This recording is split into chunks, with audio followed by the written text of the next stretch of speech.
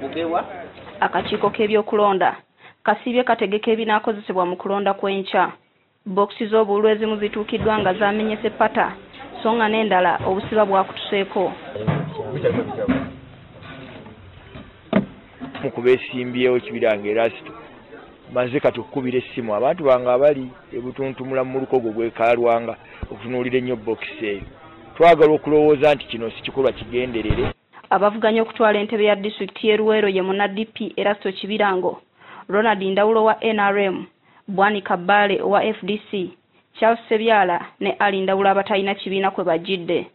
Bano buli omu akkiriza nti yalina enkizo okutwala entebe eno.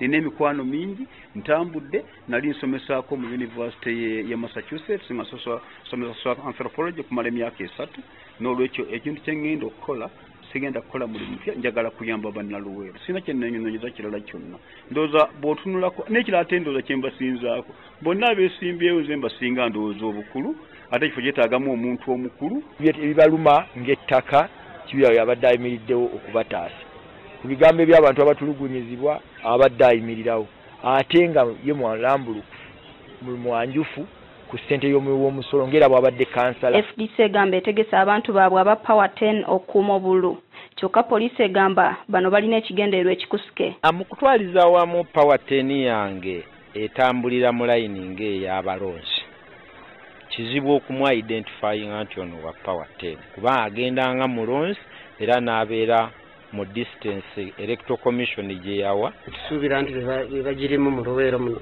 bebagikulira tebabanyi era abamu tubawadde warnings nga beegaana tubengejinga naye kaakati ffe tulinda oli aveeyo nti aziba luguudo action ng'aliwo ng'omuntu azze okulonda. Aba Power 10 engeri gye bali nti nno si bagwira wabula abantu ba mu kitundu babeerawo nga ba eyewitness abatunuulizi nti kiki ekigenda mu maaso okusobola okuyambako.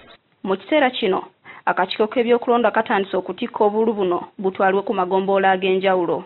Carlton Scovia Nakamya, NTV.